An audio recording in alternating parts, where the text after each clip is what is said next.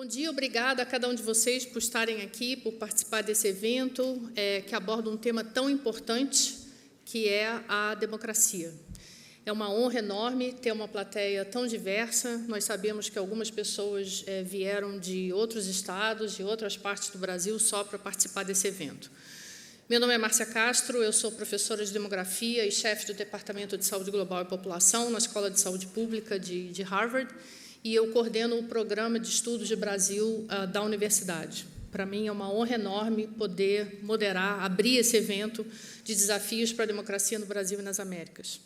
Eu gostaria de agradecer ao MASP por acolher esse evento nesse auditório tão bonito. Também queria agradecer a toda a equipe do Brasil Office, do David Rockefeller Center for Latin American Studies, que fica aqui em São Paulo, do outro lado da Paulista, que liderou a organização desse evento. Eu queria pedir a cada um dos membros do time do Brasil Office, por favor, para levantar, para a gente poder agradecer a vocês.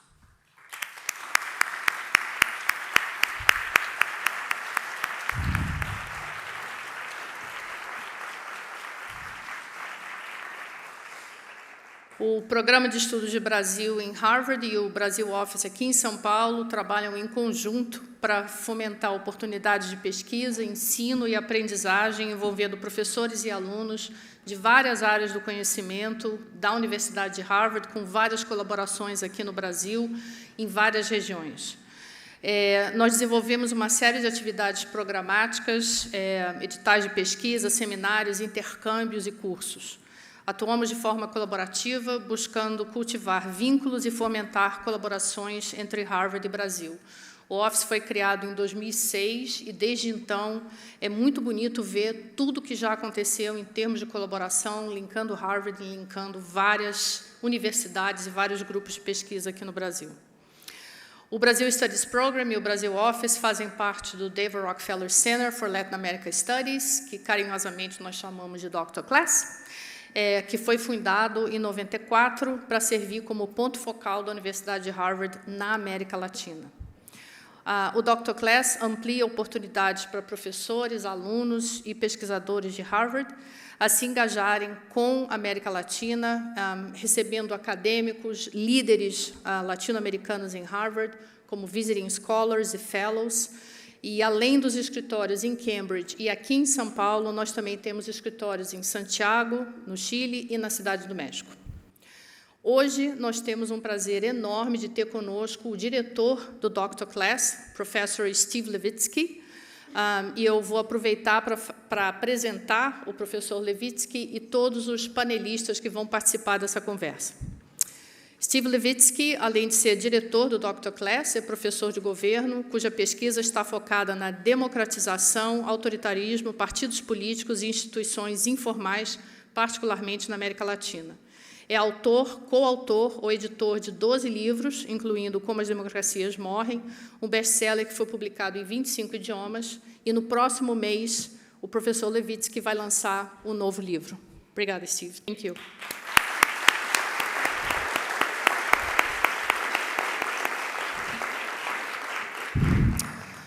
Oscar Vilhena Vieira é professor fundador e atualmente diretor da Escola de Direito de São Paulo, da Fundação Getúlio Vargas, especialista em áreas de direito constitucional, direitos humanos e direito e desenvolvimento. Além de atuar na academia, integra várias iniciativas da sociedade civil, atua como advogado em casos de interesse público e contribui ao debate público, especialmente na defesa do Estado Democrático de Direito. Oscar.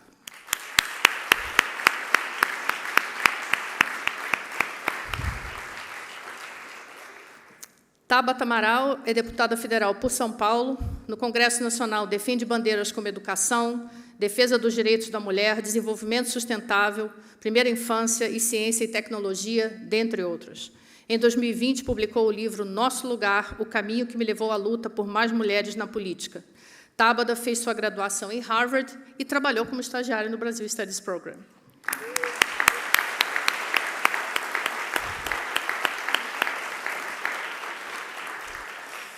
E, para moderar essa conversa fantástica, nós temos a jornalista Natália Viana, que é cofundadora e diretora executiva da agência pública e autora ou coautora de 5 livros. Uma das jornalistas brasileiras mais premiadas dos últimos tempos. Natália também foi bolsista da Fundação Nieman em Harvard em 2021 e 2022.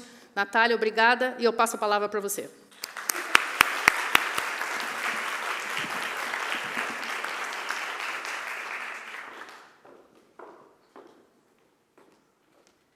Muito obrigada, professora, professores. Muito obrigada a todo mundo que enfrentou o trânsito e os protestos, né, para entrar aqui no MASP. Hoje é um dia muito especial, eu estou muito feliz de estar aqui mediando essa conversa, num dia em que faz um ano, 11 de agosto de 2022, uma mobilização que aconteceu na Escola São Francisco, onde eu estava e onde acredito que muitos de vocês estiveram, um momento muito importante de união da sociedade brasileira para rechaçar os movimentos golpistas que vinham a partir do governo, né, do então governo do presidente Jair Bolsonaro. É muito bom que essa conversa aconteça um ano depois, porque nós podemos respirar, né? Estamos em outro momento, um momento em que a gente consegue refletir sobre o que aconteceu, entender o que aconteceu e pensar e olhar para frente, olhar para diante. Esse é o mote da conversa que vai acontecer hoje. Eu agradeço muito aos professores e à deputada por terem participado e queria convidar todos vocês a enviarem perguntas através do aplicativo Slido. Basta escanear o QR Code e mandar as perguntas que vocês querem fazer. Nós vamos começar com 3 apresentações, eu vou chamar cada um deles aqui, depois a gente senta, eu faço umas breves perguntas e depois abro para as perguntas de vocês. Vamos começar com o professor Steve Levitsky.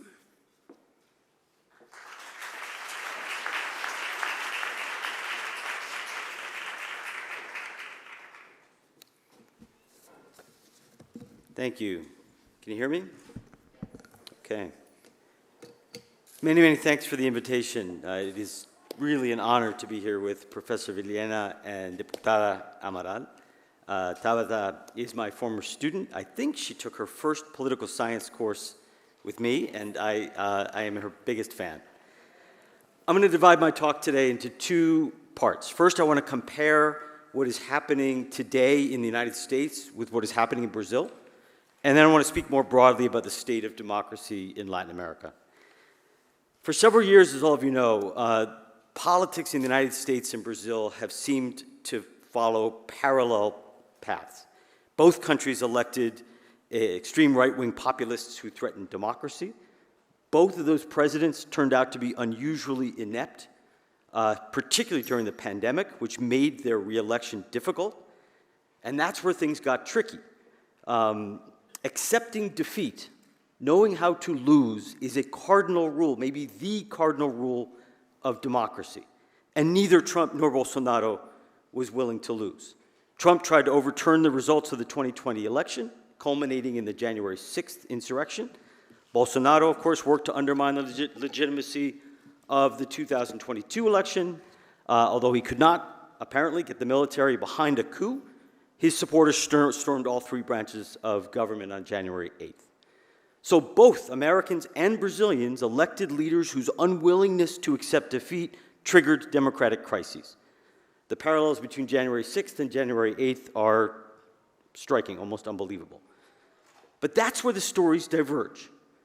The threat to American democracy continues. Donald Trump will very likely be the Republican Party nominee in the 2024 election. And given the bias of the U.S. Electoral College, he has a real chance to win. In Brazil, by contrast, Bolsonaro is, at least right now, out of politics, and the democratic crisis seems to have largely subsided. In other words, Brazil has largely overcome its latest threat to democracy, while the United States has not. And to understand why that's the case, I think we need to look at the role of political elites, of politicians. An autocratic president alone, somebody like Trump or Bolsonaro alone, is never enough to kill a democracy. Autocrats always need allies. They need mainstream politicians who protect them, who enable them. These are what Spanish political scientist Juan Linz, many years ago, called semi-loyal Democrats. These are mainstream politicians who tolerate, who cooperate with, who protect authoritarians. So when faced with an authoritarian threat, particularly an authoritarian threat on their own side of politics, loyal Democrats, according to Linz, loyal Democrats do three things. First, they publicly, forcefully, loudly condemn anti-democratic behavior and work to hold those who commit those acts responsible, even if they're their ideological allies, even if they're on the same side.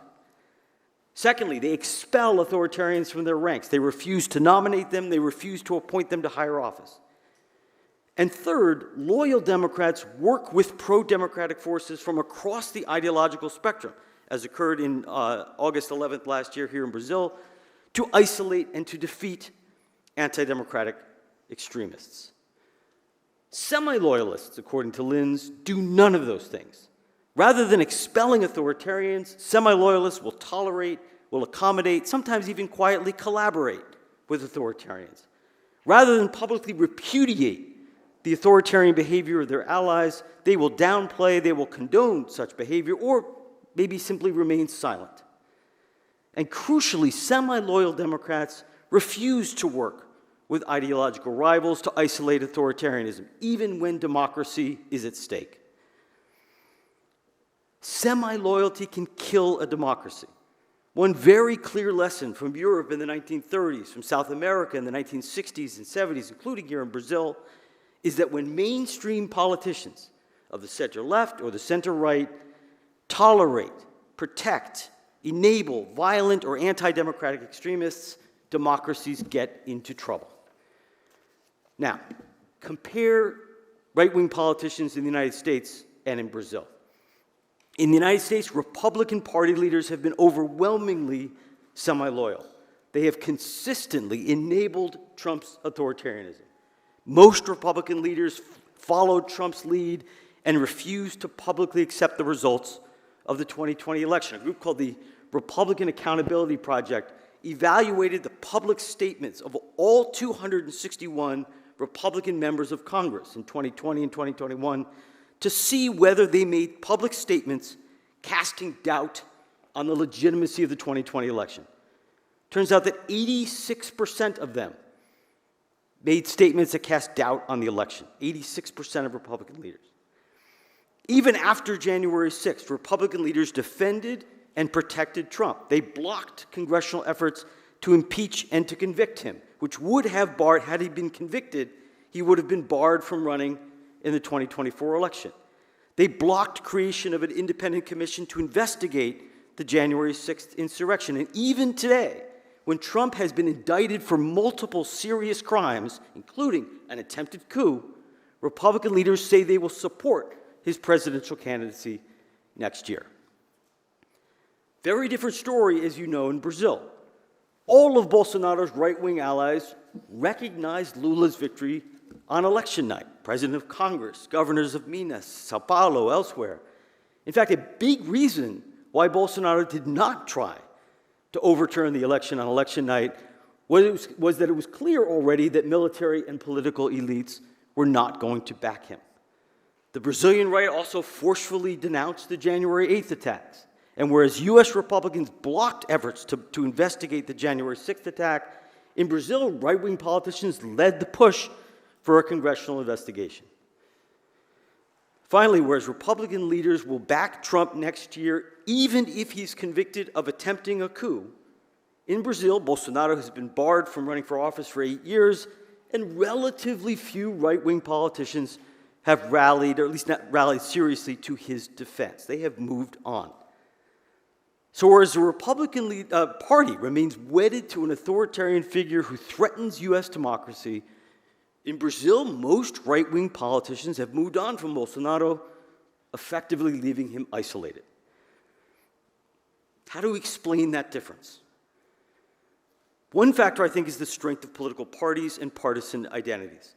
We usually, at least in political science, we usually think of strong parties as being better for democracy. But that actually does not seem to be the case here. In the United States, right-wing politicians have only one vehicle if they want to be in politics, and that is the Republican Party, because more than 40% of Americans consider themselves Republican. Trump remains the dominant force in the Republican Party, so any ambitious right-wing politician, any right-wing politician who wants to get ahead has to be on good terms with Trump. In Brazil, where parties and party identities are much weaker, right-wing politicians have their own bases, which give them greater independence. Politicians like Lira and Zema and Tarcísio de Freitas don't need Bolsonaro the same way that Republican politicians need Trump. So weak parties in this case, I think, are helping, are generating a better outcome. But there's another factor as well. I think the United States ultimately is more deeply polarized than Brazil.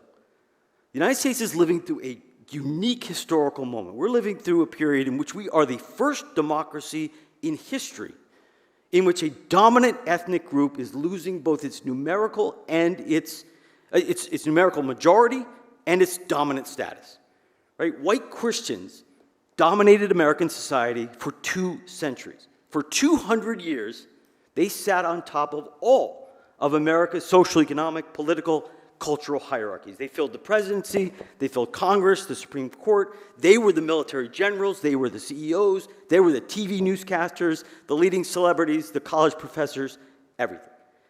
All of that has changed over the last generation. It's changed rapidly, it's changed relentlessly, it's changed right before our eyes. America is rapidly becoming a truly multiracial democracy. That is a big deal.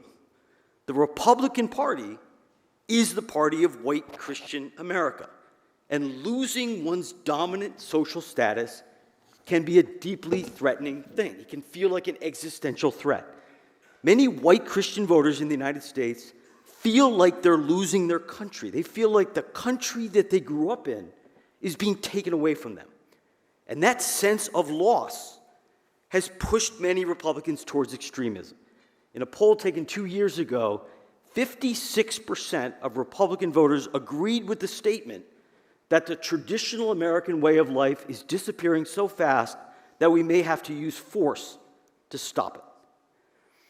Now, there are some clear parallels here with Bolsonarismo, but I don't think the reaction against multiracial democracy is as intense here in Brazil as it is in the United States, for reasons we can talk about. All right, so where are we headed? Biden and Lula are committed Democrats. Both of them are pretty good politicians who lead competent administrations that have basically begun to steer their countries back from the brink. But the stakes are really high. If Biden and Lula do not govern well, if they are not perceived to be responding to voters' biggest concerns, I think the potential for another round of right-wing populism in both countries is very high. All right, I'm running out of time. I want to spend just a few minutes talking more broadly about the state of democracy in Latin America. It is widely believed, I think the conventional wisdom just about everywhere today is that democracy is in retreat in Latin America, that authoritarianism is resurgent. I'm not so sure. But let's start with the bad news. The bad news is that public discontent in Latin America is soaring. People are angry.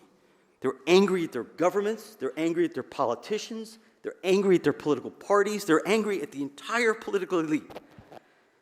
Even more troubling, public trust in democratic institutions has plummeted across the region to the point where most Latin Americans trust their armed forces much more than they trust political parties and legislatures. That's a bad place to be. Citizens are angry for a bunch of reasons. Got it. Economies have performed pretty badly over the last decade. Levels of crime and criminal violence are among the highest in the world across the region. Major corruption scandals have implicated presidents in Brazil, Peru, Ecuador, Colombia, Argentina, Mexico, El Salvador, Guatemala, Honduras, Panama, basically everywhere except Uruguay. Add in the pandemic and add in the poor quality of public services across the region, and it should not surprise us that Latin Americans are angry. By just about any measure, Latin American governments have performed poorly. The problem is that when elected governments perform poorly, one after another, after another, after another, voters begin to lose faith in the system. They conclude that all politicians are the same, that none of the political parties represent them. And eventually, in many cases, they turn to outsiders who promise to sweep away the entire political elite. People like Chavez, Correa, Bolsonaro, AMLO, Bukele, Cast, Milei. Now, not all populist outsiders assault democratic institutions, but many of them do. Fujimori, Chavez, Correa, Bukele, Trump.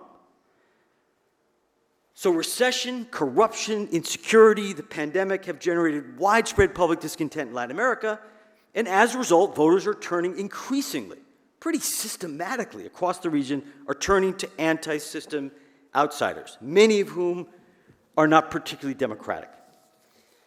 All of that's happening at a time when the international environment has grown much less favorable to democracy, a period in which China and Russia have grown stronger and Western democracies have slid in and out of crisis.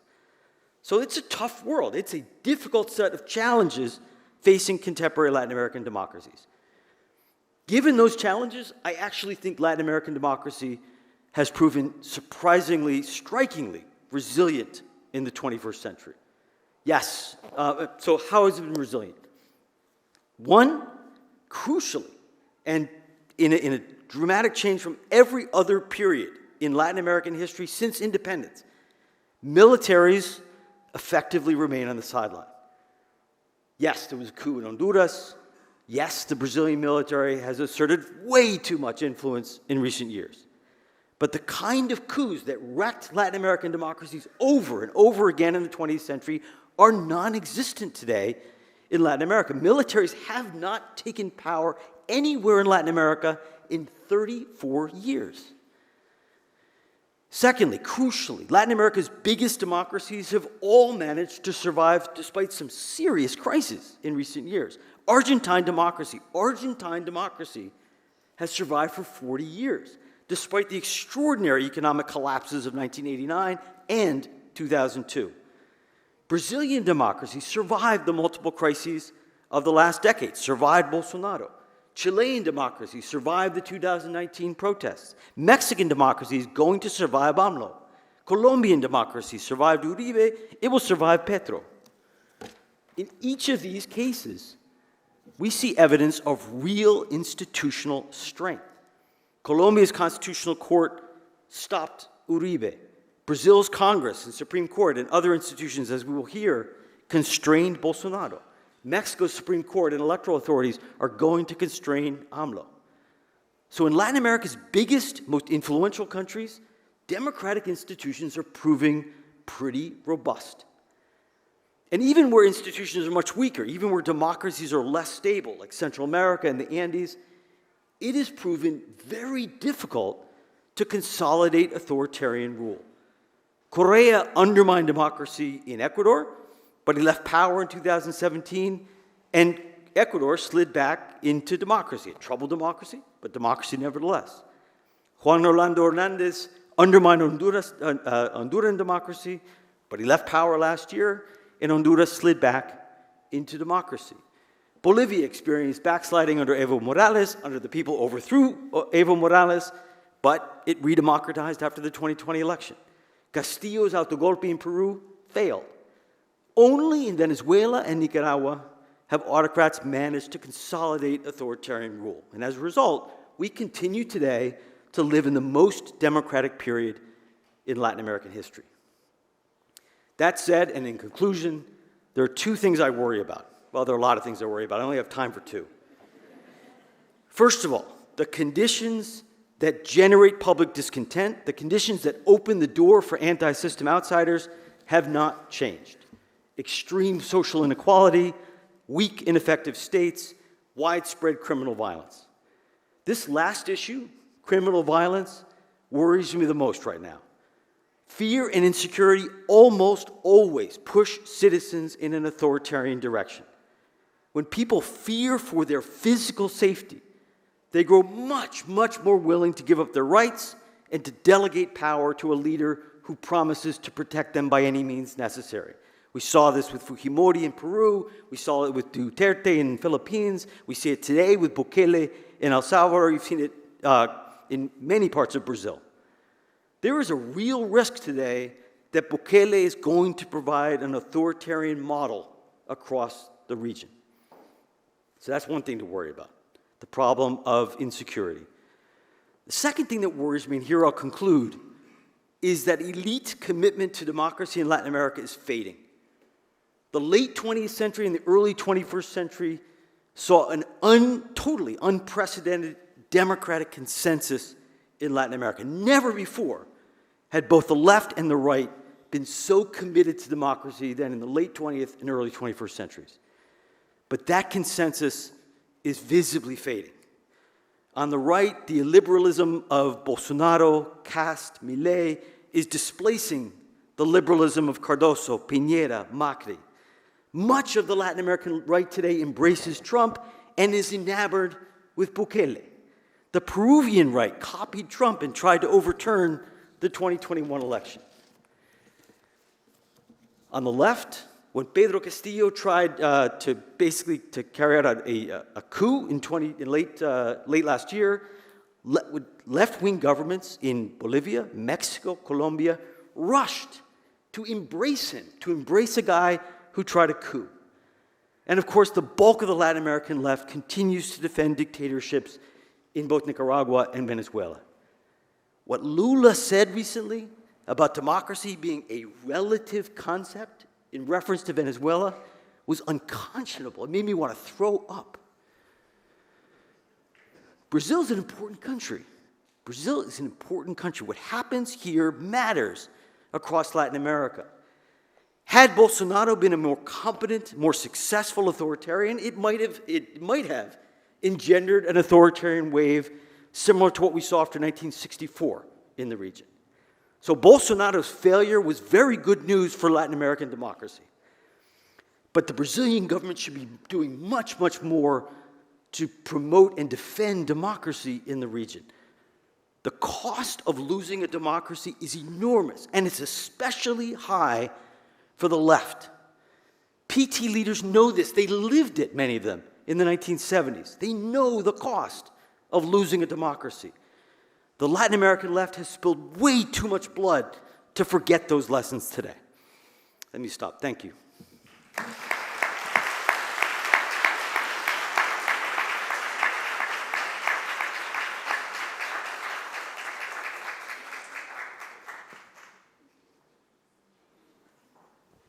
Oi, acho que... Por favor, professora Esquer, sua vez.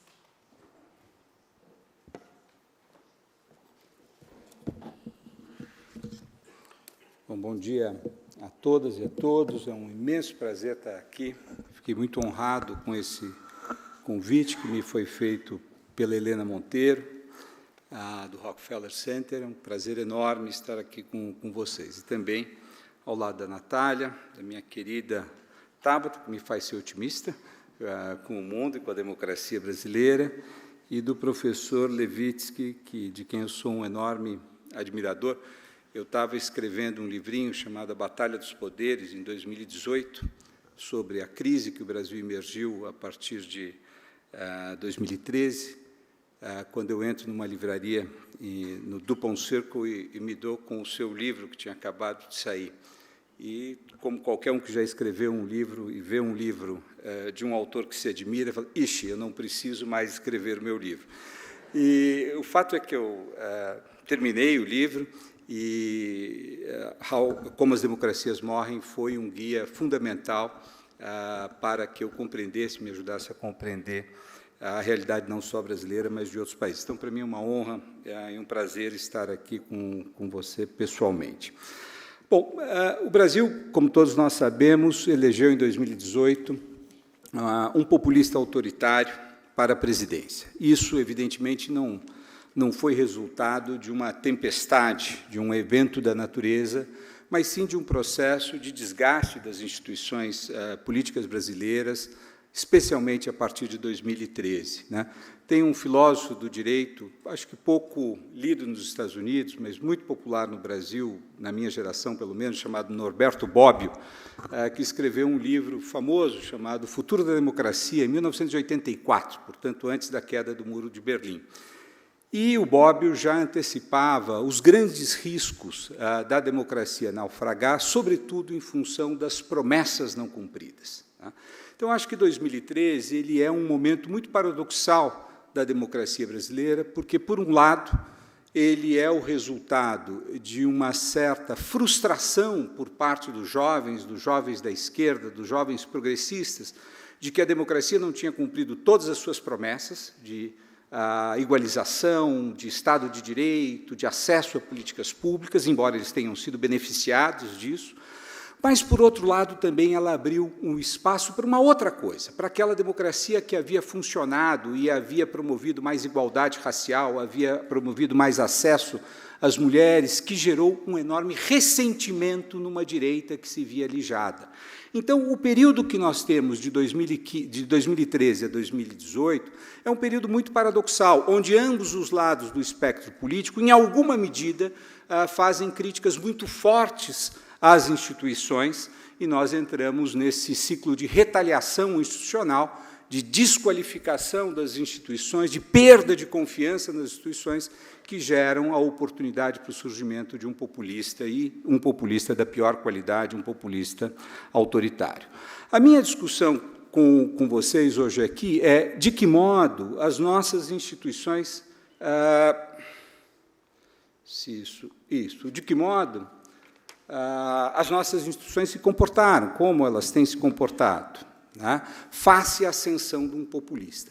Nós tínhamos um diagnóstico, em parte feito pelo professor Levitsky, em parte feito, e eu vou trazer para o meu campo, dos juristas, de que a ascensão de um populista autoritário gera dois tipos de corrosão. Né? Uma primeira que seria do chamado constitucionalismo abusivo, como aconteceu na Venezuela. O presidente usa da sua capacidade política para desconfigurar a Constituição através de emendas. No caso da Venezuela, fez-se uma nova Constituição. Ou o legalismo autoritário, né, pelo qual você vai transformando a legislação central do país e inviabilizando o projeto constitucional, como aconteceu na Hungria, na Polônia e talvez na Turquia. Né? Então, a nossa pergunta, Ana Laura, que é minha colega nessa pesquisa, está aqui, era como as nossas instituições vão se comportar. Então, há aqui uma pequena parada que eu acho que é importante para quem não é da área do direito e está nesse auditório. As instituições brasileiras são muito peculiares. Nós temos uma Constituição muito ampla, muito robusta, e que ela é uma Constituição reativa tanto ao passado imediato do Brasil de autoritarismo, quanto às promessas não cumpridas de um período muito mais longo de desigualdade e subdesenvolvimento. Então, a Constituição ela tem muitos direitos, ela é uma Constituição muito robusta do ponto de vista dos direitos, ela fragmentou o poder em face do temor e da reação ao regime autoritário, que era altamente centralizado. Então, nós temos um sistema bipartidário, federalismo, nós temos um sistema eleitoral proporcional que necessariamente gera uma pluralidade grande de partidos. Né? E nós também reforçamos as competências da Suprema Corte, que era uma Suprema Corte razoavelmente tradicional, embora sempre poderosa ao longo dos mais de 100 anos da sua existência, mas ela passa a concentrar 3 funções que em outros países estão distribuídas sobre outras jurisdições. Ela é Corte Constitucional, ela é Corte de Cassação, ou Corte de Última Instância, e ela também passa a ser uma supervisora direta do comportamento dos políticos através do chamado foro especializado. Bom, como estas instituições processam um populista autoritário de direita? E aqui é necessário que a gente faça uma colocação. O Bolsonaro não foi capaz... e nós conversamos isso hoje de manhã, talvez isso tenha sido algo que favoreceu a sobrevivência da democracia no Brasil ou nos Estados Unidos, e eu continuo com déficit aqui. Uma das coisas que mais nos impressiona quando nós olhamos para o Bolsonaro é a sua absoluta impotência face ao poder legislativo. Nós temos aqui 2 métricas que os cientistas políticos usam para tentar compreender a relação entre o legislativo e o executivo, que são taxa de sucesso e taxa de dominância, mas que basicamente descrevem qual é a preponderância de um poder sobre o outro. Né?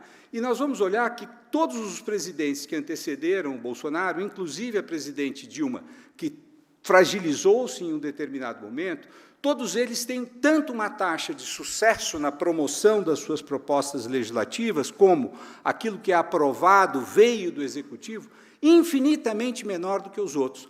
Bolsonaro era um presidente fraco, era um presidente impotente no que diz respeito à sua relação com o Congresso Nacional Brasileiro, e isso é muito importante, porque a tão criticada democracia, o presidencialismo de coalizão brasileiro, ele teve uma função importantíssima na contenção do presidente.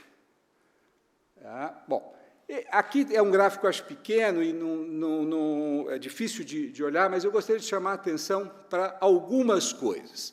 Em primeiro lugar, nesse quadro você tem aqui os projetos aprovados, de quem que eles eram originários, né? Então, você vê que na gestão Cunha, você tinha mais projetos aprovados que eram de origem do Executivo, quase o dobro, né? E, no final da gestão Bolsonaro, quase o dobro dos projetos, ou mais do que o dobro dos projetos aprovados no Congresso, eram de origem do próprio Congresso, ou seja, inverte-se a relação. E aqui esse quadro nos dá muitas informações. Como é que você justifica isso? O modo como os deputados se apropriaram de parte do orçamento. Quer dizer, o controle sobre o orçamento era muito pequeno por parte dos deputados, ele foi crescendo. Ou seja, Bolsonaro basicamente transfere o controle do orçamento para o Legislativo em troca do quê? Da não colocação no plenário da Câmara de mais de 110 pedidos de impeachment. Então, isso demonstra que houve uma clara troca pelo qual criou-se um escudo anti-impeachment, mas, em consequência disso, o presidente ficou muito destituído de qualquer potência legislativa, e isso explica porque ele não empregou, seja o constitucionalismo abusivo, seja o legalismo autoritário. Bom, qual é a nossa tese? A nossa tese, então, é que ele recorre a um terceiro método que nós chamamos de infralegalismo autoritário, ou seja, o abuso do poder de regular, a alteração das competências das agências do Executivo, a captura dessas agências, o abuso de atos parainstitucionais, isso fica muito claro, por exemplo, no caso do IBAMA. Ele muda a direção do IBAMA, ele muda a composição dos conselhos e ele dá ordens paralegais. Ele dá pelo Twitter dizendo: no meu governo nenhuma máquina será destruída, ainda que pega em flagrante destruindo a floresta. E, evidentemente, que o novo coordenador do IBAMA no Pará entende que não é para aplicar a lei. Quer dizer, ele não poderia mudar o Código Florestal. Ele faz isso por uma espécie de captura e outras estratégias, né? Então, o que nós tivemos no Brasil foi, basicamente, uma espécie de subversão legal pela qual as prerrogativas presidenciais são usadas de forma abusiva, com o objetivo de neutralizar a Constituição e neutralizar a legislação. Essa é a subversão. Você tenta neutralizar os aspectos da Constituição e os aspectos da legislação que ele não conseguiria aprovar no Congresso. Esse é só um gráfico que vai demonstrar que também nós conseguimos, ao analisar esses decretos todos que foram feitos, que ele é o presidente que mais produz decretos. A gente não tem tempo para passar aqui todas as áreas, mas o fato é que ele vai se concentrar naquelas áreas que a extrema-direita tinha mais interesse, como armas, meio ambiente, questões indígenas, educação, saúde, e ele vai subvertendo essas áreas por intermédio de decretos e de outras condutas abusivas do ponto de vista administrativo. Bom, isso tudo, evidentemente, vai gerar um enorme litígio constitucional, e acho que esse é o objeto específico e para o qual me convidaram para falar. O Supremo Tribunal vai ser assoberbado por uma série de demandas que são feitas pela sociedade civil, são feitas especialmente pelos partidos políticos. Por quê? Porque o Ministério Público Federal, através da captura da Procuradoria-Geral da República, não é o veículo que normalmente se utiliza para chegar ao Supremo Tribunal Federal. Então, há um litígio muito amplo nessas áreas. Eu gostaria de concentrar, até a professora Márcia, que está aqui, dizer, uma das áreas mais importantes foi durante a pandemia, onde o Supremo Tribunal Federal garante as prerrogativas de estados e municípios para a defesa da saúde e da vida, mas também impõe que as políticas governamentais no plano federal atendam aos requisitos da ciência. Então, é uma decisão muito importante do Supremo Tribunal Federal, que transcende a questão da saúde pública, que já é importante por si, mas porque havia uma batalha política-cultural em torno desse debate.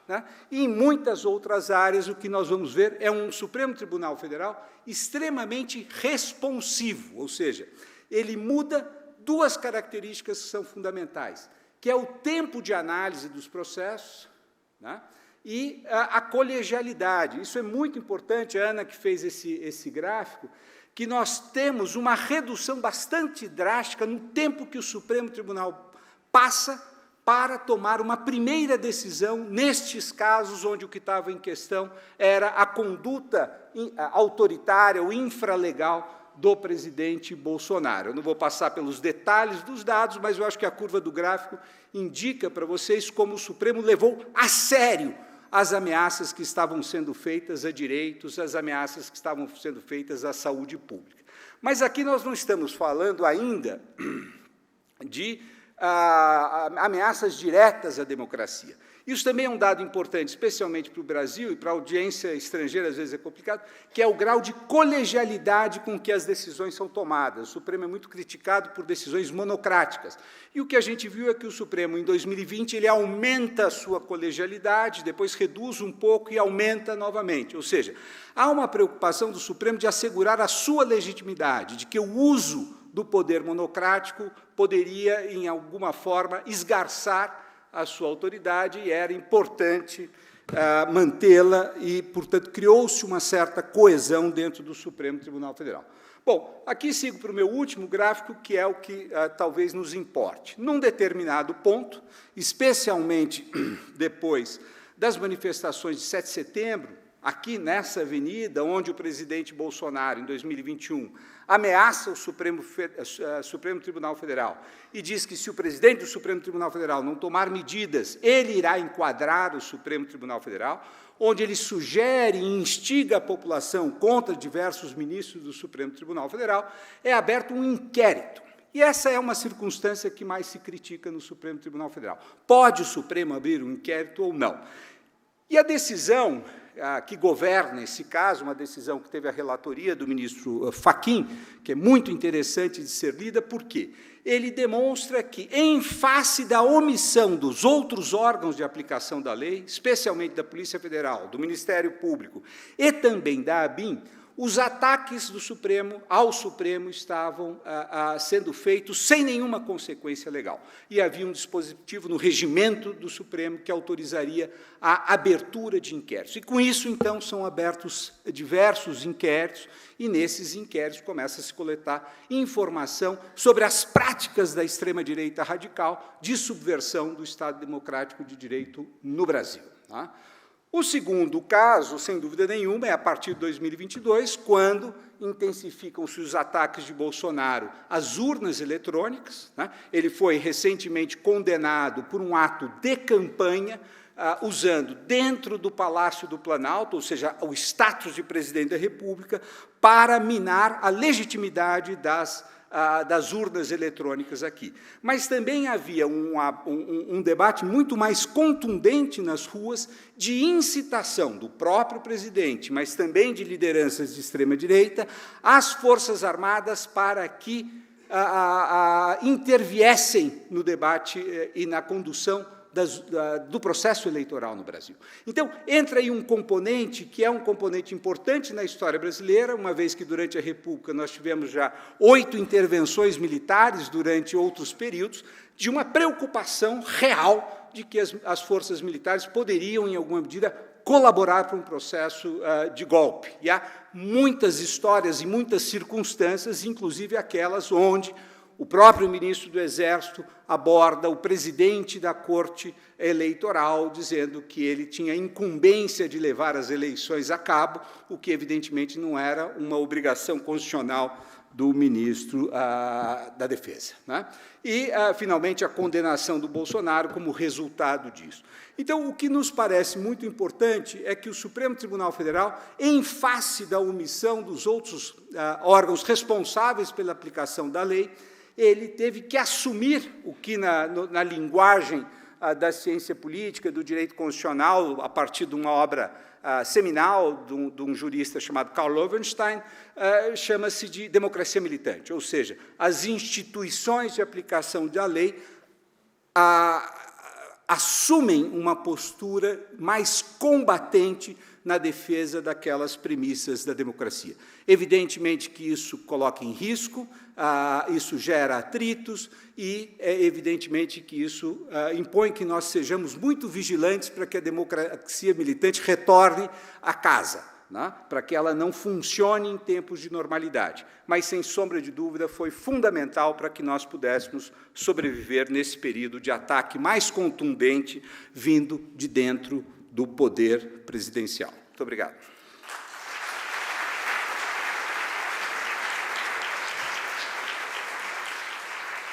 Obrigada, professor. Deputada, por favor.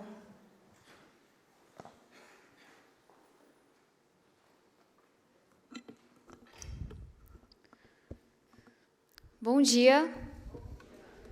Todos aí ainda? Primeiro, dizer que eu estou extremamente honrada de estar aqui. Queria agradecer muito ao convite. Como paulistana, falar dentro do MASP é uma honra gigantesca. Queria muito agradecer ao Brasil Office, em nome da Helena, que está aqui. De fato, fui estagiária do Dr. Class, tenho muito orgulho disso. Queria cumprimentar a professora Márcia Castro. Ter uma mulher no professorado de Harvard, representando o nosso Brasil, é gigantesco, e não vou nem mencionar o tamanho da sua luta durante a pandemia. Queria cumprimentar o professor Levitsky. Eu tive a honra de fazer um curso no meu primeiro semestre em Harvard, chamado Política Comparativa da América Latina. Naquele momento, meu major seria na área de astrofísica, e essa aula foi tão efetiva e me dá os instrumentos para começar a explicar a minha história e a desigualdade com a qual eu tinha me defrontado, que eu simplesmente mudei o major de astrofísica para ciência política, e ele é o culpado, então as consequências também ficam com ele. É uma honra, professor. Professor Oscar Vilhena, eu comentava com Cristóvão, do meu time, o quanto que o senhor é um símbolo da defesa do Estado Democrático de Direito.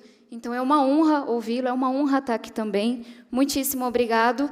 E, Natália, um prazer lhe conhecer, falei mais cedo. Nós estamos vivendo um momento bastante cruel no nosso país. Nós vimos nessa semana a execução de uma criança de 13 anos de idade, uma criança, o Tiago, e eu sei do seu trabalho no jornalismo investigativo, então, muitíssimo obrigada. E eu fiz questão de falar de todas as pessoas que me precederam, porque é bastante coisa falar depois delas. E como eu tenho juízo, e eu acho que essa é uma boa característica, ao invés de tentar trazer também teorias e essa visão com a qual eu não vou conseguir entrar nessa disputa, eu queria talvez complementar, justamente porque concordo com o que foi trazido aqui, falando um pouco da minha vivência, que eu acho que talvez seja a melhor contribuição que eu possa fazer. Seja a vivência como moradora da periferia, seja a vivência como deputada federal, que nos últimos 4 anos enfrentou de forma muito concreta as consequências da violência que a polarização traz para o nosso país. Então, peço permissão para fazer uma fala um pouco diferente. Falando um pouco da eleição, e talvez se eu tivesse que resumir o que nos permitiu chegar até aqui, tendo vencido Bolsonaro nas urnas, vou chover um pouco no molhado, mas é importante, e vocês vão entender o porquê, citar o quanto a construção de uma frente ampla foi importante. A gente esquece das coisas muito rápido, mas no livro do professor Levitsky, Como as Democracias Morrem, ele enfatiza a importância de construção de frente amplas com as pessoas com as quais sempre se discordou. Frente ampla com amigo, frente ampla com colega não é frente ampla. E a presença de figuras como Geraldo Alckmin, como Simone Tebet, como outras figuras históricas do PSDB, figuras que estiveram do outro lado no debate eleitoral até então, foi fundamental. E eu já digo por que eu trago esse ponto. Nós tivemos, como foi trazido pelo professor Oscar, uma reação muito enfática das instituições do judiciário, que, inclusive, foram muito acionadas por mim, enquanto cidadã, enquanto deputada federal, e o que a gente viu aqui em números é um pouco do que se vivia. Quando você tem uma instituição como a PGR e tantas outras, que vem a sua atuação sendo distorcida, muitas vezes o judiciário, por mais que se questione esse acionamento constante ao judiciário, é o único instrumento para quem está vendo o que está acontecendo e está muito preocupado com a nossa democracia. E aí eu queria falar, talvez trazendo agora sim para a minha vivência enquanto candidata, enquanto deputada federal, que é a de uma escolha de enfrentar a polarização. De maneira alguma, são dois lados da mesma moeda, não preciso nem fazer essa fala aqui, mas a polarização ela tem ganhos muito concretos no curto prazo. Ela traz holofotes para um lado ou para um outro, que são rápidos, que não demoram a vir. E quando você escolhe enfrentar essa polarização, que hoje se materializa de forma muito enfática no ambiente das redes sociais, você escolhe, muitas vezes, enfrentar essa guerra cultural de um lugar um pouco mais difícil. E isso significa, colocando no linguajar das redes, ser cancelado todos os dias, mas significa construir uma base de apoio que é muito mais difusa. Então, para mim, de forma muito concreta, aí falando enquanto liderança política, eu fiz uma escolha de não ficar refém de redes sociais. E isso quis dizer que, em determinado momento, eu perdi mais de 100 mil seguidores. E fui cancelada dia sim, outro também, por um período bastante prolongado. Mas eu fiz uma escolha de dizer não até as redes sociais como instrumento principal de mobilização, porque eu tive condições de construir uma base de apoio com base em voluntariado. Na minha primeira campanha, eu tive cerca de 5 mil pessoas no voluntariado, na segunda, cerca de 13 mil pessoas. E eu trago essa coisa da minha vivência porque é uma escolha. Se você não está fazendo a política rápida do Twitter, da coisa simples, rasa, você precisa mobilizar as pessoas de outra maneira. E não estou dizendo que a gente não vai usar as redes sociais, elas são maravilhosas para se comunicar com as pessoas. Mas é difícil, no dia a dia, no tete-a-tete, olho no olho, a vida é mais complexa, e é mais bonita, inclusive. E talvez esteja aí um caminho, olhando para frente. Porque quando eu reúno os meus voluntários que estão mais à esquerda, mais à direita, para uma conversa de 1, 2 horas, eu tenho mais do que os 128 caracteres. Eu consigo trazer um argumento mais complexo. Eu consigo me relacionar com um trecho da minha história. Então, acho que essa é uma coisa que, para mim, foi muito importante na campanha. Sim, me utilizar das redes sociais, mas garantir que o tempo todo eu estava conversando com gente de verdade, de forma presencial. E tem um outro ponto que é diploma de realidade. Eu vou falar sobre isso mais para frente, mas tantos debates que são simplificados a embates morais, de novo, muito rasos. E acho que a vivência de quem estudou em escola pública, de quem teve um pai dependente químico, ela te ajuda a abordar esses debates morais, não com arrogância, não dizendo que eles não são importantes, mas simplesmente com uma outra perspectiva que pode se conectar com as pessoas. Então, cada vez que queriam que eu entrasse no debate dentro da educação sobre ideologia de gênero, que até hoje eu não entendi exatamente o que é, ou escola sem partido, ou qualquer outra coisa, para mim era muito importante poder dizer, eu fui aluna de escola pública, eu dei aula em escola pública. Os problemas que eu enfrentava eram de falta de professores. Era, muitas vezes, como nossas meninas enfrentam, falta de um banheiro com porta, com papel higiênico. E acho que eu vou falar um pouco dessa falta de representatividade, mas essas vivências que fazem falta, as lideranças políticas do Brasil, para mim, são uma forma também de enfrentar a polarização. Então, a gente fazer o debate das drogas de uma forma menos simplista. Você pegar o debate sobre internação compulsória ou não, que vem hoje tomando o debate sobre a Cracolândia, e você falar da vivência que eu tive de ter um pai que nunca conseguiu uma internação pelo público. Então, só compartilhando essas duas formas muito concretas, para além da questão da frente ampla, do trabalho que foi feito pelo jurídico, de como que, para mim, de forma muito concreta, como alguém que não era diretamente associada a um lado ou ao outro do espectro, como foi fazer esse debate com a população numa campanha extremamente violenta, extremamente polarizada, em que eu tive que andar com carro blindado, em que eu tive que andar com segurança em determinado momento, em que eu fui ameaçada presencialmente. E aí, falando para frente, né? Conseguimos o primeiro passo. Acho que uma primeira coisa que eu anotei, que eu queria ter certeza que a gente falasse aqui, é que foram apenas 2 milhões de votos de diferença. E a gente não pode esquecer disso. E eu sempre faço questão de dizer, nós não podemos confundir Bolsonaro e seus crimes, sim, um líder populista autoritário que fez muito mal ao nosso país, com a metade da população que escolheu apoiar esse candidato depois de tudo o que aconteceu durante a pandemia. Não dá. Pelo menos eu não dou conta de fazer isso. E quando eu ressalto que foram 2 milhões de votos, é porque eu tenho eleitores do Bolsonaro que são vizinhos, tios, amigos próximos, e que não são fascistas, e que, de maneira alguma, estavam ali para destruir a democracia, mas que tinham insatisfações que eles sentiam que sequer eram ouvidas pelo outro lado. Então, acho que esse é um ponto.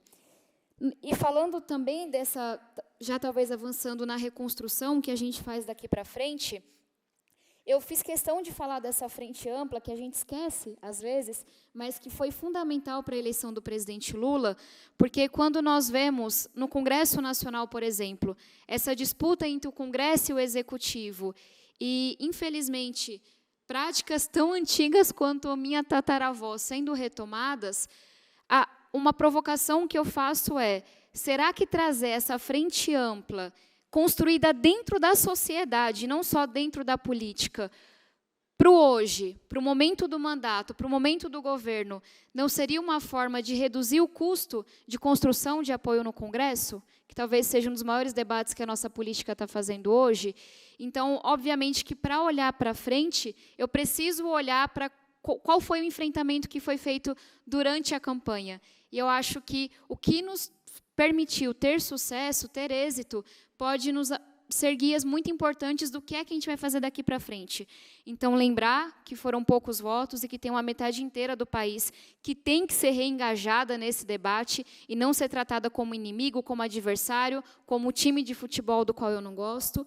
Lembrar que a sociedade, em sua amplitude, com suas discordâncias, pode ser fundamental, se for reengajada, para um convencimento dentro do Congresso, e é isso que eu sei fazer como deputada federal. Quando eu apresentei o projeto de distribuição de absorventes, eu fui motivo de chacota a nível nacional. Deputada absorvente, não tem mais o que fazer, Harvard não é tão boa assim, até Harvard foi culpada na história.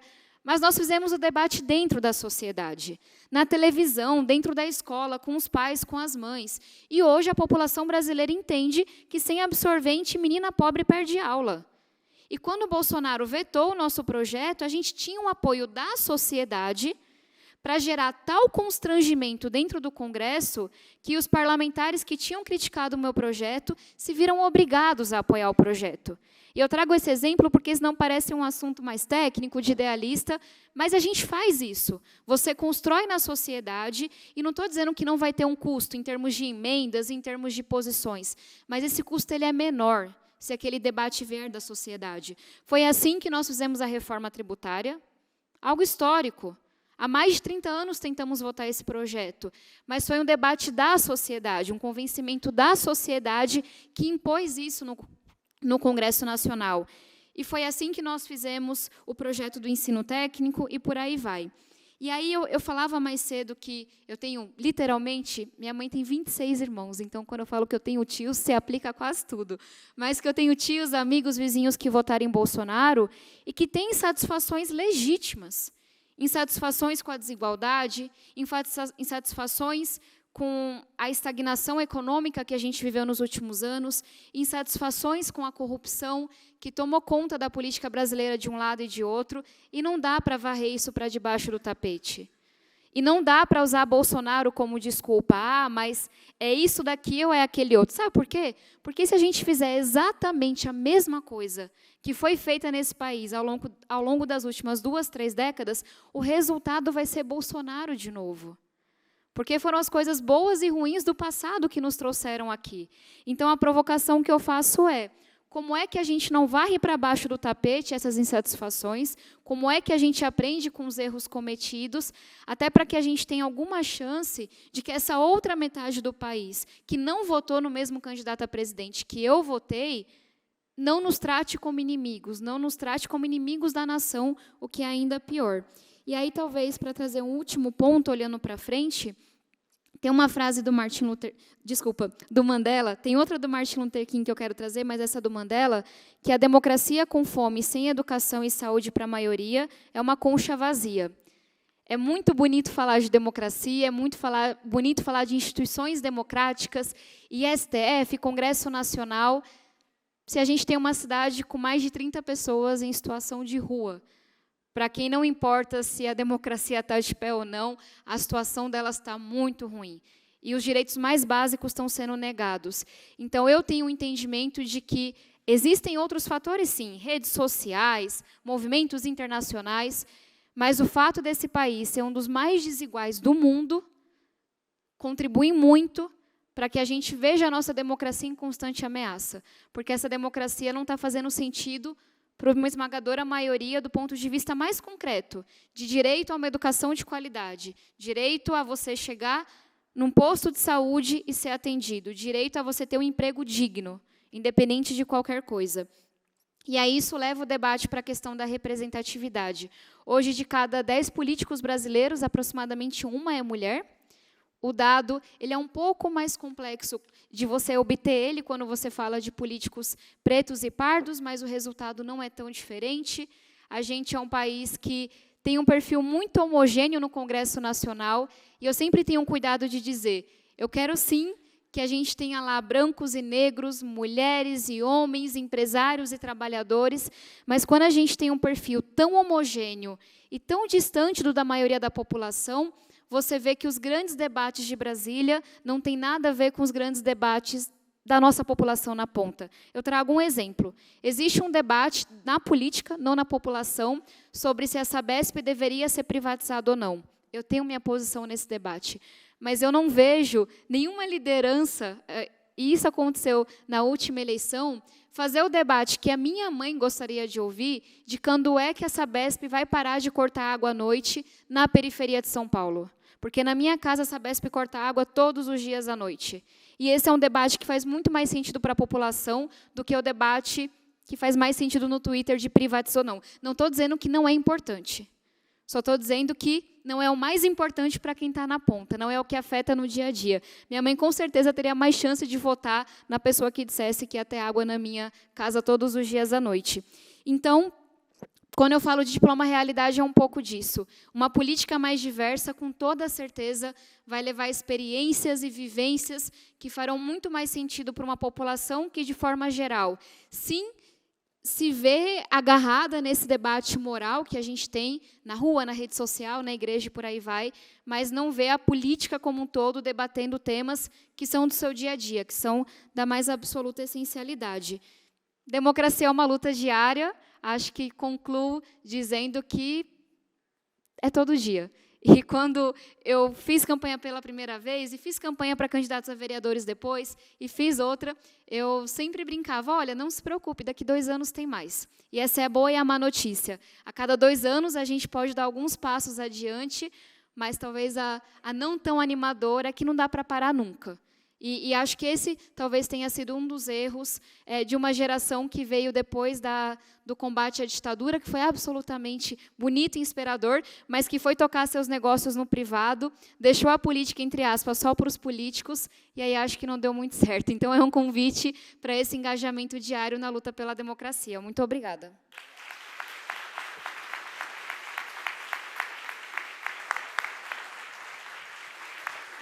Muito obrigada. Muito obrigada, maravilhosa fala dos três. Eu acho que a pergunta que eu queria fazer, na verdade, é uma extensão da fala da deputada, que eu queria ouvir também os outros panelistas, justamente sobre essa questão da polarização e do uso da polarização como instrumento de marketing político, né? Nós estamos num país que ainda em termos eleitorais, foi polarizado, em que o bolsonarismo, uma forma nova de populismo, né, que depende das redes sociais, é muito forte, continua tendo muito apoio da população, e em que a política é feita através de guerras culturais. Me parece um fenômeno extremamente novo, que tanto no Brasil quanto nos Estados Unidos seguem, independente de vitória ou derrota das suas principais figuras, né, Trump e o Bolsonaro. Eu queria saber como é que é possível lidar com esse novo momento, uma vez que a polarização através das redes sociais ela viceja no momento em que você tem baixa confiança nas instituições, que é justamente uma das características que foi trazida aqui. Queria ouvir vocês três sobre isso. Começando pelo professor Levitsky.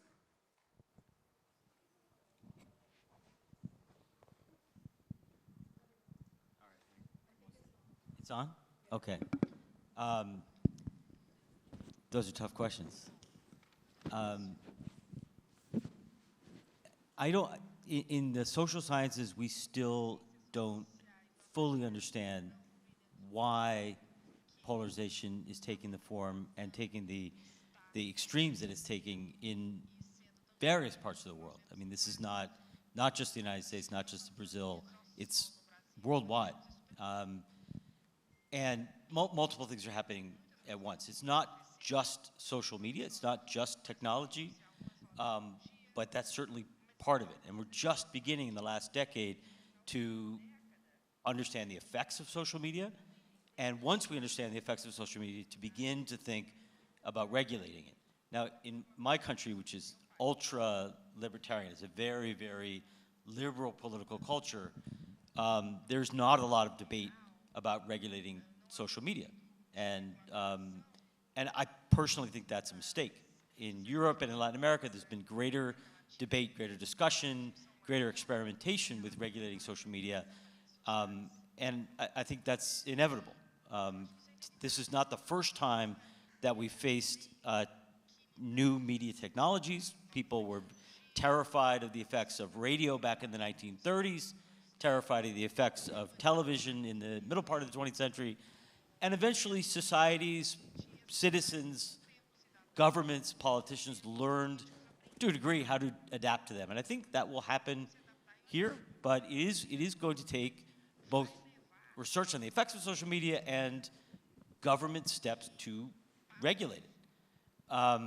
Because I think it's the interrelationship between social media and distrust in institutions is frankly pretty terrifying. It's working both ways, right? We believe social media because we don't trust the political institutions. There are good reasons. I mentioned earlier, and as Tabata mentioned, there are very good reasons why people don't trust their politicians and don't trust institutions.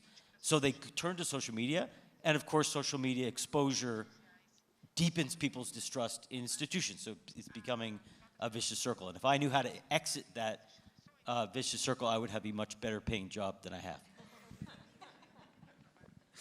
Professor. Eu vou ser muito rápido, porque eu não sei responder a pergunta, evidentemente, né?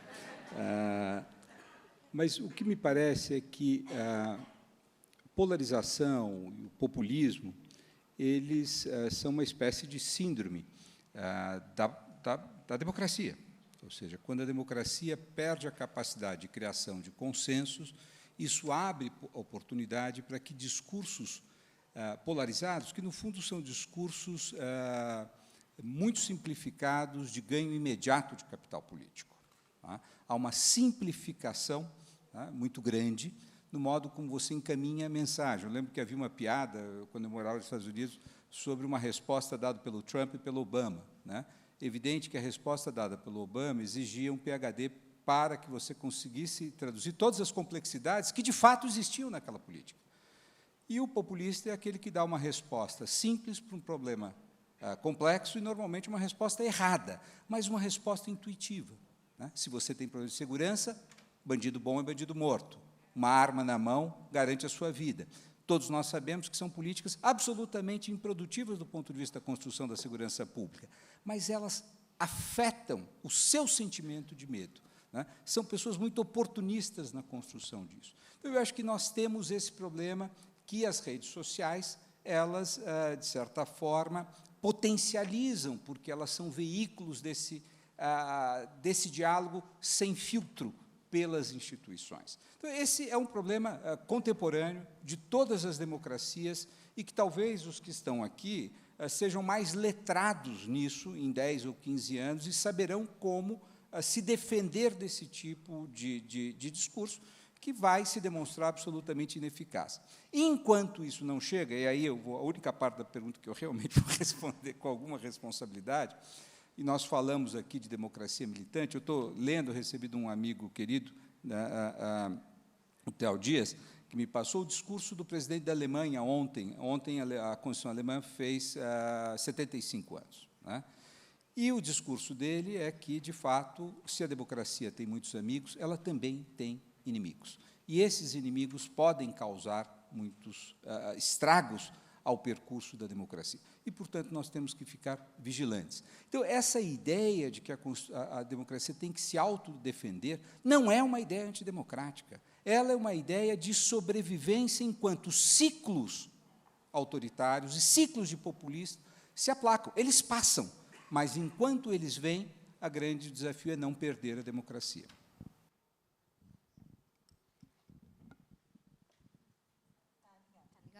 Oi. Talvez alguns comentários sobre a parte da regulação de mídias sociais. Eu sou autora do projeto que está sendo discutido no Congresso, então já adianto para os opositores que eu concordo bastante com essa tese, e acho que, dado o tanto de fake news mesmo que foram circuladas sobre o projeto, vale só um ponto de que existem duas formas de você abordar esse debate. Uma delas é você querer rotular conteúdos, é você querer que as redes sociais digam que é verdadeiro e falso. Não é isso que o projeto faz, não é isso que eu defendo. Até porque já tive conteúdo derrubado por rede social sem a menor explicação.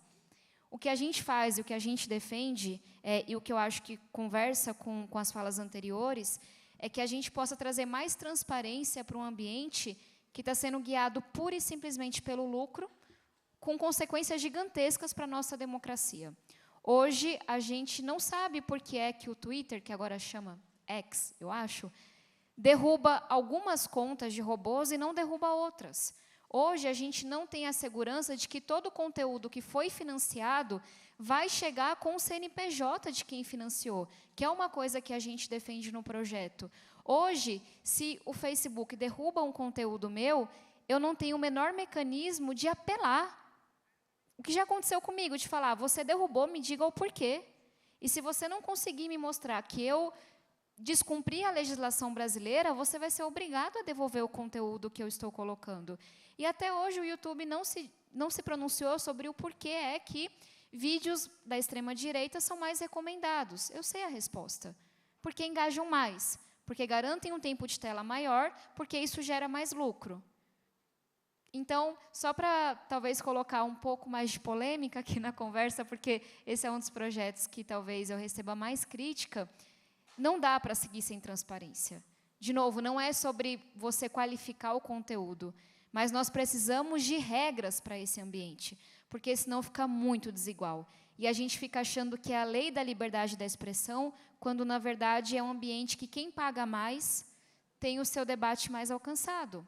E isso distorce as nossas eleições. Por que é que a gente tem regra para financiamento eleitoral, mas não tem regra para quais conteúdos são recomendados para milhões de pessoas durante um período eleitoral, por exemplo? E aí, tentando trazer uma... Eu também não tenho a resposta, me faço essa pergunta absolutamente todos os dias, mas os estudos me trouxeram até aqui, então eu continuo achando que eles são um bom guia para a minha vida. Eu falei um pouco do quanto que o livro Como as Democracias Morrem foi um guia para mim na eleição do ano passado, justamente porque eu ocupava uma posição um pouco diferente, de alguém que votou no presidente Lula desde o primeiro turno, mas que não era associada a Lula ou Bolsonaro de cara. Então, foi um guia importante nesse sentido. E aí, olhando para frente, eu queria adicionar outros 2 livros. O livro A Tirania do Mérito, do professor Sandel, também vem guiando muito o meu pensamento, e ele também é um professor de Harvard, de quem eu tive a honra de ser aluna, e ele faz uma defesa muito enfática de que a gente não seja arrogante, de que a gente não olhe para quem está fazendo um debate moral, na direita, por exemplo, e diga que a gente é grande demais para se engajar nesse debate moral. A vida é sobre isso. É sobre que valores que a gente quer promover, sobre quais valores a sociedade vai ser construída. A técnica, a qual eu defendo, as evidências também, elas vão só até determinado ponto. A partir dali são escolhas políticas, são escolhas morais. E existe uma certa arrogância tecnicista de que a gente não deveria se engajar nesse debate moral. E o professor Sandel fala muito enfaticamente contra isso, e aí eu coloco o meu segundo livro de recomendação, que é A Mente Moralista, em que ele fala sobre conectores morais. Então, a gente, na verdade, reage pura e simplesmente por sentimento, e aí tem um advogado, um assessor de imprensa, que depois que a gente tomou decisão, vai escrever a justificativa para não ficar feio. Concordo 100% com isso. E aí, nesse livro, ele fala quais são os conectores morais dentro de cada um de nós que nos fazem pender mais para a esquerda ou mais para a direita, ter posicionamento A, B, C ou D. E aí, ele mostra o quanto que o discurso progressista está se conectando a um número menor de pilares dentro do cérebro do que um discurso mais conservador. Fica de aprendizado para quem é progressista. Bora se conectar com outros valores das pessoas. E aí, como é que eu traduzo isso para mim? Eu fiz um comentário mais cedo sobre o quanto que o debate da Cracolândia está sendo distorcido aqui em São Paulo. Para dar um exemplo muito claro, mas que fala da minha história. Meu pai foi dependente químico. Meu pai, inclusive, a gente perdeu ele para o crack. Então, quando alguém vira e fala que todo mundo que está na Cracolândia deveria ser preso ou executado, imaginem vocês como eu recebo essa informação. Meu pai nunca teve nenhuma ligação com o tráfico. Não é verdade que dependente químico é bandido. Dependente químico está doente e merece tratamento, acolhimento, saúde pública e não violência. Agora, de outro lado, eu moro numa ocupação. De fato, nós vivemos em um Estado que é controlado pelo crime organizado em diversas áreas. Então, tem as duas. Vocês entendem o que eu quero dizer? E aí a forma de você abordar esse debate, na minha opinião, não é ter a arrogância moral de falar, mas a esquerda, a direita, não sei o quê, mas é chegar de outro lugar. De falar, olha, eu quero defender quem está doente. E entender quem são os criminosos que estão permitindo que essas pessoas doentes fiquem cada vez mais doentes e não tenham o seu tratamento. E aí vou dar um exemplo. A gente tem um debate que todo dia me perguntam sobre internação compulsória. Esse é o debate da moda. E aí a minha resposta é, debate importantíssimo, mas vocês sabiam que metade das pessoas, pelo menos, que estão na Cracolândia, gostariam de ser internadas voluntariamente e não são internadas por falta de vagas? Eu nunca consegui uma vaga no público para o meu pai. Meu pai viveu de comunidade terapêutica. Então, eu trago esse exemplo bem concreto, porque eu acho que tem uma certa arrogância nossa, de quem estuda, de quem se considera progressista, de não querer se engajar no debate moral. E eu acho que a vida é isso. A gente só acha que a gente é mais técnico, é mais racional do que os outros. E aí a provocação é, como é que a gente pode se engajar nesse debate moral com os nossos valores? Sem abrir mão deles, mas fazendo um debate de valores. E não tentando responder com técnica, um debate que não é técnico em primeiro lugar. Deve ser também, mas não é só técnico. Obrigada.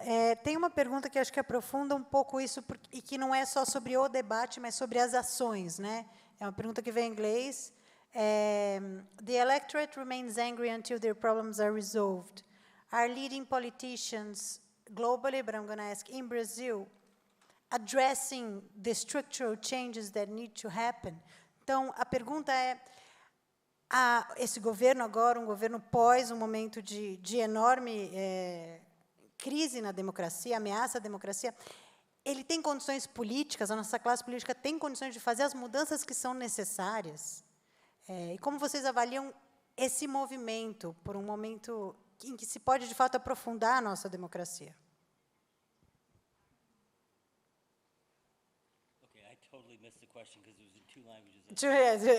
I'm going to ask in English then. Okay. If the Brazilian political system and this government is acting enough or has the capacity to actually make the structural changes that will make people feel less angry? Essa pergunta veio da plateia, tá? Não fui eu. Brincadeira. Probably not. I mean, one of the, Tabata and I were talking about this earlier. one of the characteristics of democratic politics, particularly in big, diverse, heterogeneous societies like Brazil and the United States, is that change is slow. Change is inevitably slow. And all of us, even passionate activists like Tabata, who work to make change, realize that change is almost inevitably pretty incremental. It happens. I mean, if you step back and you compare Brazil today to when Brazil made a transition to democracy in 1985, about 40 years ago, it's a different country. There are a lot of problems, but it is a different country. Change does happen. Inclusion does happen. States can get stronger. Inequality can come down, but it doesn't happen overnight. And the problem, and I think social media is exacerbating this problem, is that we are very impatient. And so one of the very difficult tasks for leaders like Tabata is, on the one hand, pursuing change, real change in whatever issue that she chooses to focus on, but at the same time, speaking to her constituents, speaking to citizens, dialoguing with citizens, obviously listening to citizens, but also teaching them that sometimes change is slow, sometimes compromise is necessary. And I think politicians have gotten in the habit, certainly in my country, of telling their constituents that their constituents can have everything they want all the time. And we can't, especially in a big, messy, complicated democracy like Brazil. So no, this government, I think this government is probably not going to be the world's greatest government. Even if it were the world's greatest government, it will resolve some problems part of the way. And so there will still be discontent when Lula leaves office in 2026, or when he goes up for re-election in 2026. There will still be discontent. The best that he can do is take steps to convince voters that the government is listening, take steps to convince voters that the government is moving in a better direction, that Brazil is moving toward a better place. Muito obrigada. Só complementando, concordo integralmente com o que foi dito, eu acho que os mesmos mecanismos institucionais que nos protegeram do populismo autoritário, ou seja, o presidencialismo de coalizão, que impede que mudanças drásticas sejam feitas por um presidente autoritário, eles também dificultam que um presidente de qualquer posição política, mas que esteja no campo democrático, implemente as suas reformas. Quer dizer, o sistema brasileiro é um sistema arrastado, ancorado, né? O presidencialismo de coalizão, ele permite, ainda que eu crie uma grande coalizão, como o presidente Lula provavelmente esteja criando agora, o presidente Cardoso criou no passado, que as propostas que irão passar são propostas mais consensuais e, portanto, não tão transformadoras como, eventualmente, o presidente queira, seja um presidente liberal, seja ele um presidente de esquerda, tanto faz. Então, o sistema é um sistema lento, é um sistema de arrasto. Tá? Agora, o que me parece mais dramático e que presidentes democratas na América Latina deveriam levar em consideração, sendo eles de direita ou de esquerda, e isso está associado um pouco com o que a Tabata falou, é a forma como eu saio da minha posição polarizada para dar conta de temas que são temas de interesse geral. Né? Seu tema, por exemplo, o tema da segurança pública. Esse é um tema que a esquerda não trabalhou corretamente e abriu um espaço enorme para que a extrema-direita ocupasse, como se as políticas de extrema-direita de segurança fossem minimamente eficientes. Não são. E a América Latina, que é hoje a região mais violenta do mundo, é uma prova de que a política de extermínio ela é absolutamente disfuncional. O México é prova disso, a Colômbia é prova disso, o Brasil é prova disso, e a América Central é o ápice desse modelo de política de extrema-direita, mas onde houve uma abdicação da esquerda. Da mesma forma, a direita tem que se dar conta de que, se não houver um mínimo de igualdade, nós não teremos coesão social, que é um princípio conservador fundamental. A sociedade será turbulenta se ela não tiver um mínimo de igualdade. Nos Estados Unidos isso ocorre, no Brasil isso ocorre. Então, eu acho que nós temos que tentar, voltando ao velho Bob, quais são as principais promessas não cumpridas da democracia no Brasil? Eu diria, igualdade, igualdade, igualdade. Se tivesse uma lista de 5, colocaria igualdade nas 5. Mas eu colocaria também Estado de Direito. Ou seja, as pessoas precisam se sentir respeitadas, elas precisam sentir que a lei é aplicada de forma igual para todos, em qualquer posição que você se encontre desse aspecto. Acho que essas são prioridades que podem nos tirar de um risco de uma retomada populista no Brasil. Eu comentava mais cedo com o professor Levitsky, comentei com você também, Natália, o quanto que eu comecei o ano eufórica. Afinal de contas, foram 4 anos muito difíceis para todos nós. E aí eu me frustrei, porque o Congresso e o Executivo não estão se dando exatamente super bem todos os dias, porque algumas sessões são desmarcadas, porque os projetos pelos quais eu daria a minha vida estavam travados, e aí eu fui lá de cima de achar que agora vai tudo de uma vez, para lá para baixo de teremos longas décadas de construção pela frente. E agora eu estou num lugar que talvez seja o lugar mais adequado. Tem uma expressão do Ariano Suassuna, que eu amo, que é o do realista esperançoso, que é de enfrentamos a principal batalha, temos, de fato, décadas de construção pela frente, mas estou jogando, e a gente está avançando. E eu compartilho essa grande alteração de humor pessoal em relação à política brasileira, e olha que eu escolhi estar lá. Então, realmente sou apaixonada por esse negócio, porque acho que é assim que eu responderia a sua pergunta. Eu estava conversando com o ministro Haddad semana passada, inclusive aqui na Paulista, e ele me falou da paciência democrática. E, às vezes, eu não tenho muita paciência, porque tem muita coisa muito errada para a gente mudar. Eu falava do menino Tiago, uma criança de 13 anos foi executada por uma força do Estado.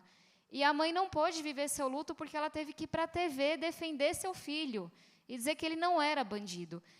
Eu não sei vocês, mas isso acaba comigo. É assim, falhamos em todos os sentidos. E a gente vê tanta coisa errada que a gente quer gritar, que a gente tem pressa, que a gente se indigna, e eu não quero perder isso nunca. Mas, ao mesmo tempo, como disse o ministro Haddad, a paciência democrática, o oposto dela é o autoritarismo. Então, assim, só tem esse caminho mesmo. Eu levei 4 anos para tornar lei o meu projeto principal na educação, que é o Marco Legal do Ensino Técnico Profissionalizante. E, no dia da sanção, um senador virou para mim e falou: você estava brava que foram 4 anos? Eu levei 30 com esse projeto. Eu não tinha nada para responder para o senador, porque ele, de fato, aquele era um projeto que tinha sido apresentado 30 anos atrás. Então, acho que é essa paciência democrática, não no sentido de você não se emocionar, não se indignar, porque tem coisa que é urgente, é para ontem, é para 100 anos atrás. Mas acho que é entender que é assim que a democracia funciona. Nós levamos mais de 40 anos para ter uma votação em regime democrático da reforma tributária. Frustrante para caramba, tem que ser diferente. Mas a alternativa a isso é muito pior. E aí eu ia falar do Martin Luther King, acabei não falando, ele sintetiza muito um conceito que é vital para mim, que é do direito de sonhar.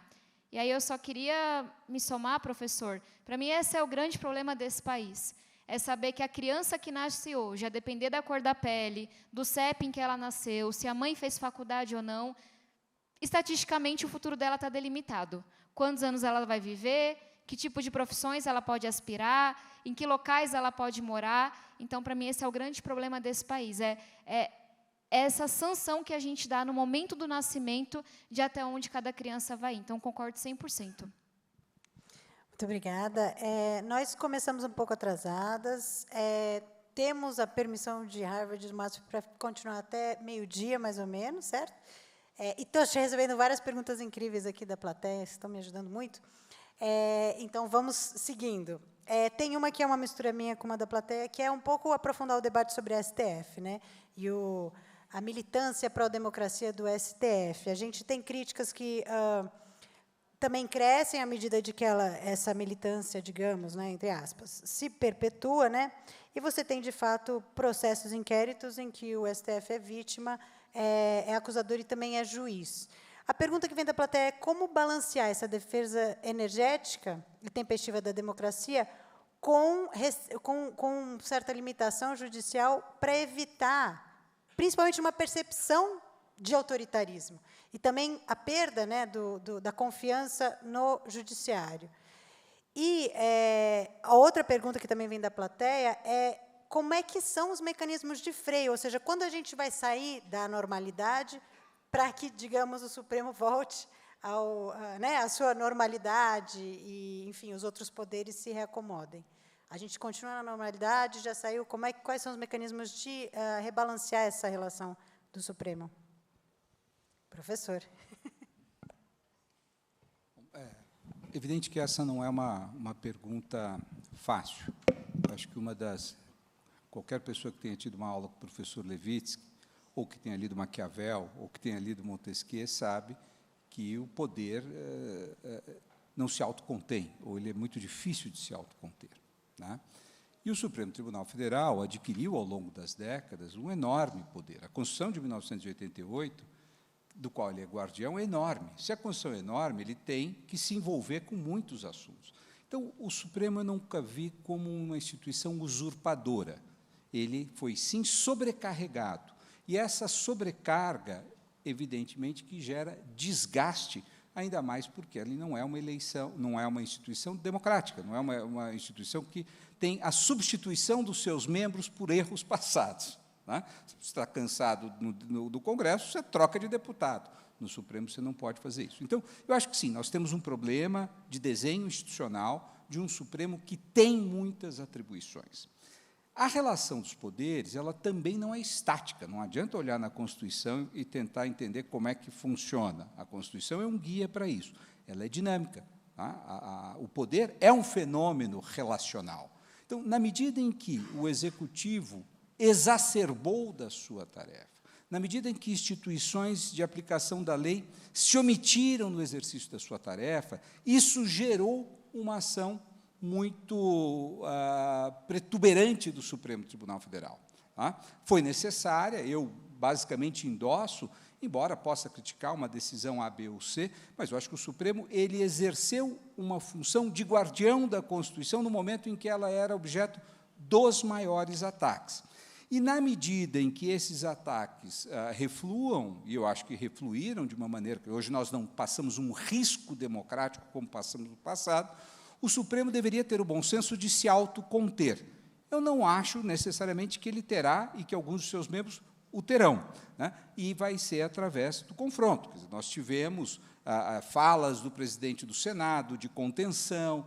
Agora, no futuro, e com isso eu me calo, eu acho que seria muito sensato para a democracia brasileira se parte das competências do Supremo fossem deslocadas para outras instâncias, e cito uma só, tá? Que é o foro privilegiado, tá? Porque isso coloca o Supremo num grau de exposição e confronto com o parlamento que pode abrir espaço para negociação política, e isto é indevido. Tá? Se nós tirássemos o foro privilegiado, certamente o Supremo teria uma condição de maior imparcialidade para arbitrar o jogo constitucional, sem ser um jogador do jogo constitucional. Então, eu acho que esse é o caminho que nós deveríamos seguir, mas acho que foi irrepreensível não, com as idiosincrasias do jogo, foi um comportamento indispensável para que a nossa democracia sobrevivesse. Não é só a responsabilidade dele, eu acho que é da sociedade civil, sobretudo, e da responsabilidade dos setores que criaram uma grande coalizão em defesa da democracia. Né? Quando da Fiesp, a CUT se juntaram para defender a democracia, eu acho que nós passamos a ter menos risco. Muito bem. Tabata, professor Levitsky, quem quer comentar? I'll go first. Talvez 2 comentários aqui. Concordo 100% com o professor Oscar. As reações do STF, do TSE, foram fundamentais. A gente está se inteirando, enquanto sociedade, um pouco mais agora, do quanto que a parcelas da polícia rodoviária atuaram para distorcer o resultado da eleição. Então, tem muitas coisas que a gente vai descobrir depois de 5, 10, 15 anos. E nós tivemos instituições que se posicionaram e que, aos trancos e barrancos, porque essa expressão é verdade para a democracia brasileira, permitiram que as eleições fossem mais justas do que se queria. Então, acho que esse é um ponto. Dito isso, eu falava com vocês da mente moralista, sobre cada decisão mais conhecida do STF, cada brasileiro aqui presente, professor, já tem a sua posição. Porque a gente cria a posição e depois cria a justificativa. Então, enquanto alguém que tem que se posicionar todos os dias, publicamente, eu tomo sempre o cuidado de pensar como é que eu não contribuo ainda mais para essa polarização. Eu tenho minhas opiniões pessoais e justificadas adequadamente, posteriormente, sobre cada um dos embates que a gente vê no noticiário brasileiro. Mas a provocação que eu faço é, como é que a gente anda para trás, como é que a gente desfaz esse novelo? No livro, o professor Levitsky descreve muito como o descumprimento dessas regras informais, que é feito pelos dois lados. É difícil a gente ver só um lado fazendo, porque o outro começa a fazer em reação. E o seu livro descreve belamente o que aconteceu no Brasil nos últimos anos. Quando a gente fala de executivo, judiciário, partidos políticos e por aí vai. A gente só está precisando, professor, de um segundo livro, como é que volta? Então, depois que descumpriram essas regras todas, como é que as pessoas começam a cumpri-las de volta? Então, eu aguardo esse livro, porque é esse o debate que está posto para a gente. É claro que há excessos de todos os lados. Quem é que vai dar o primeiro passo para voltar para a caixinha, para voltar às suas atribuições? Esse é um debate muito sério, se a gente, de fato, quiser avançar no enfrentamento dessa polarização exacerbada. Um pouco é bom, mas desse tamanho em que o outro vira inimigo e vira alvo de violência, inaceitável. So the good news, Tabitha, is I've got a new book coming out next month. Uhul! The bad news is it doesn't answer your question. I don't know how to unwind it. That's way above my pay grade. Very briefly, and I agree entirely with what Professor Villena said. The Supreme Court is a very double-edged thing. On the one hand, the Supreme Court is a counter-majoritarian institution. It is not a democratic institution. And so the more power that you give a Supreme Court, the more power you're taking away from voters. And in this new book that I'm writing, we tackle the issue of just how much power the counter-majoritarian institutions in the United States are sucking out of our democracy. On the other hand, the Supreme Court is an absolutely essential feature of a democracy because it is the guardian of the Constitution. It is the ultimate guardian of rights. So when you have an authoritarian president, as we had in the United States, as Brazilians had, you want to have a strong judiciary. And so if we have to choose, if we have to err on one side or the other, always err on the side of a stronger judiciary and a weaker executive, a la, say, Brazil, than, on the other hand, Hungary. If you're going to make an error, strengthen the judiciary. In the case of Brazil, and I'm not an expert in the Brazilian situation because the Constitution is so different from ours, the role of the Supreme Court is somewhat different.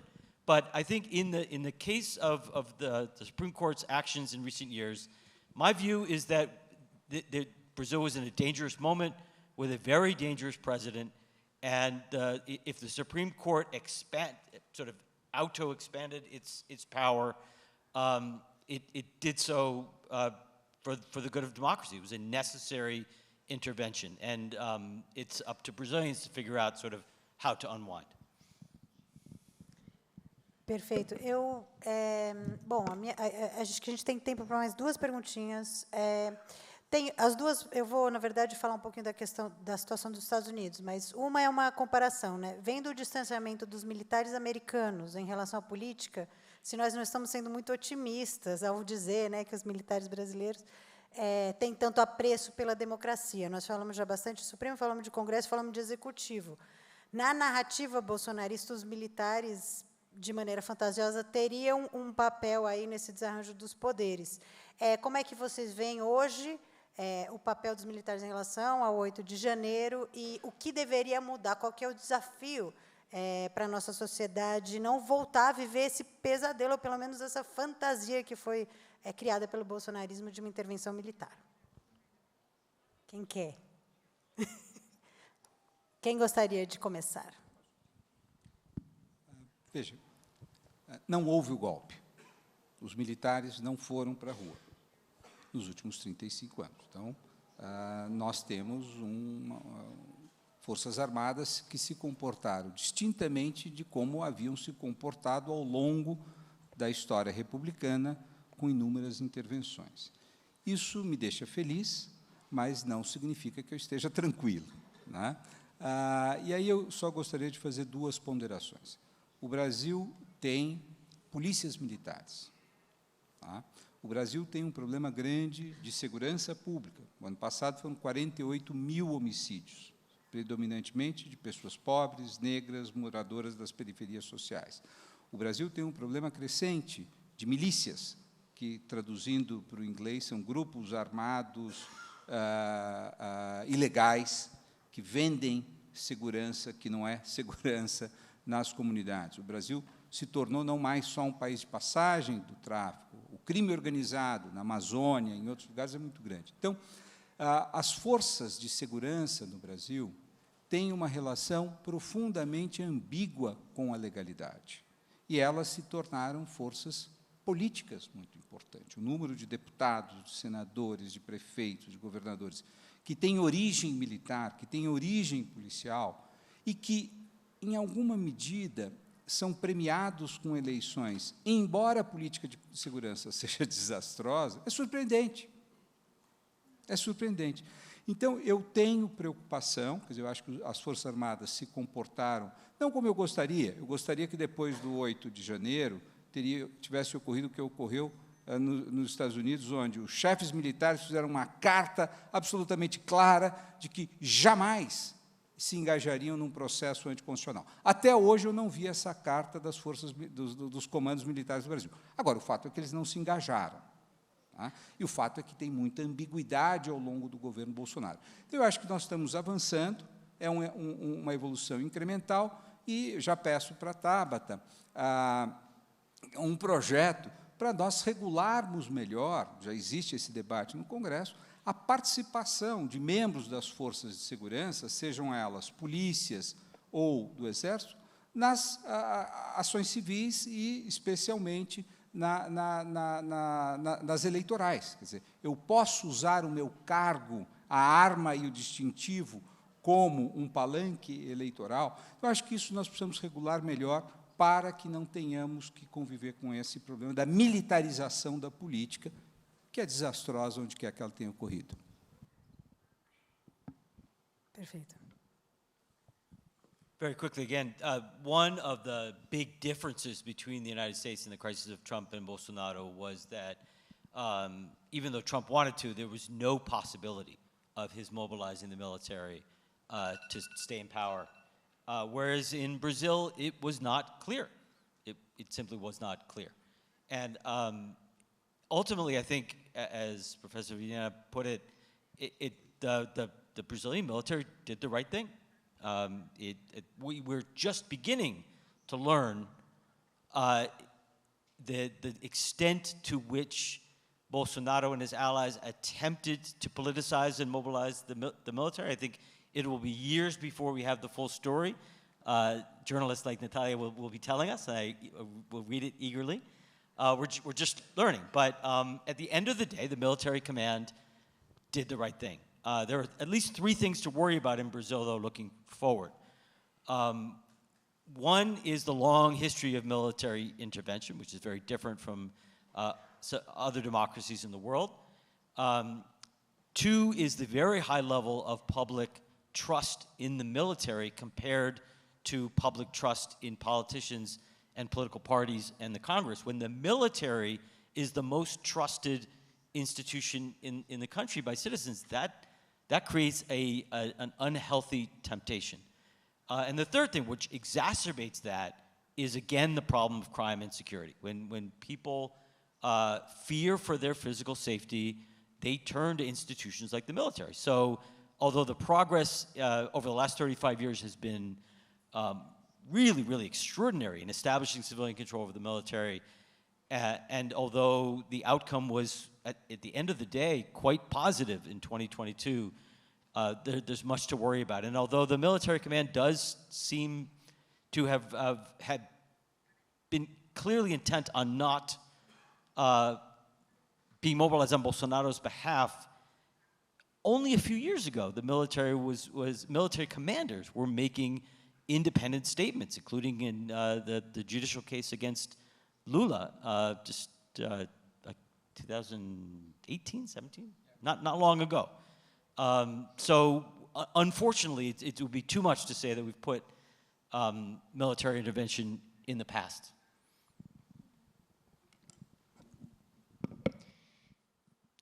Eu adiciono talvez ponto de que ficou um pouco lugar comum, mas golpes não se dão da mesma forma hoje como se davam no passado.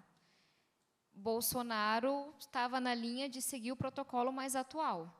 Quando a gente fala de você ir minando as instituições por dentro, de você esgarçando os limites do que está posto, o tanto de financiamento que foi para as fake news, e esse é um debate que a gente ainda vai terminar de fazer algum dia, de onde veio esse dinheiro todo que foi colocado no WhatsApp, na primeira campanha, por exemplo. Então, me parece que os militares seriam uma parte desse todo. E a razão principal para a gente não ter tido um golpe de Estado é porque não houve apoio da sociedade. Pelo menos é a minha leitura. E o dia 8 de janeiro deixou isso muito claro. Então, talvez o que aconteceu nos diga menos sobre os militares, mas mais sobre a sociedade brasileira atual. E aí, sobre os militares, até pelo adiantar da hora, talvez, e sobre o debate com as forças de segurança como um todo. A direita, especialmente a extrema-direita, não podem ter o monopólio dessa pauta. A gente está falando de um debate absolutamente importante para nossas vidas individuais, para o nosso país, para que a gente permita que apenas uma parcela dos políticos brasileiros tenham algo concreto a dizer sobre isso. E aí, quem não é de direita, especialmente não o de extrema-direita, que comece a se engajar nesse debate, que sente para estudar, que ouça especialistas, e também não pode ter preconceito com forças policiais. Sim, a polícia brasileira é uma das que mais mata no mundo, mas também é uma das que mais morre, por suicídio, inclusive. E aí, quando a gente se recusa a fazer o debate com corporações por questões ideológicas, o erro está do nosso lado. Então, mais fácil de falar do que de fazer. Tenho toda a consciência. Mas são coisas que eu deixo, especialmente para quem concorda que esse debate é importante demais, para que a gente deixe na mão de algumas pessoas extremamente irresponsáveis e populistas. Muito bem, obrigada, professores. Obrigada, deputada. Obrigada pelo debate. A gente vai encerrar com a professora Márcia Castro.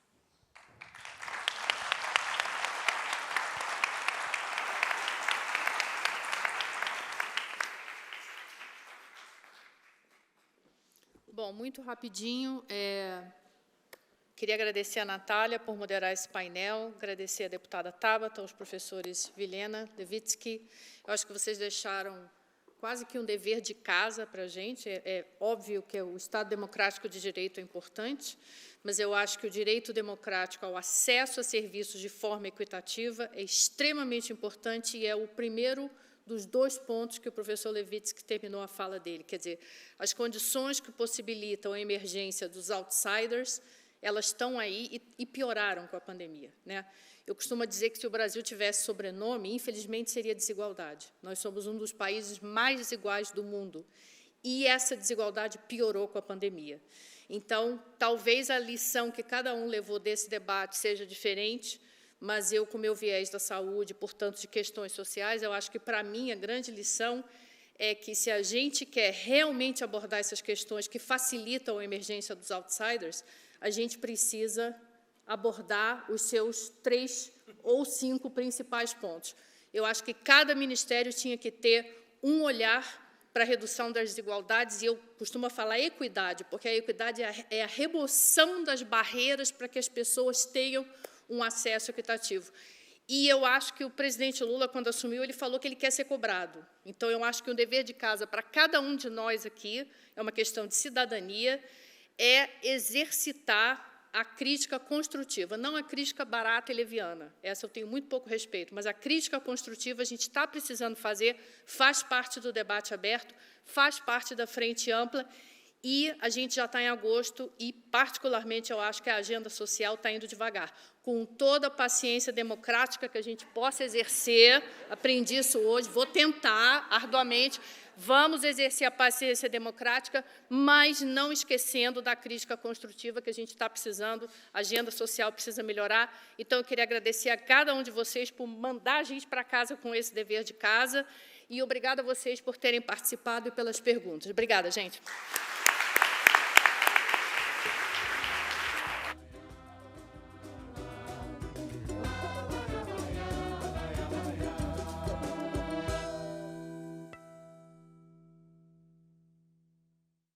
Veio até mim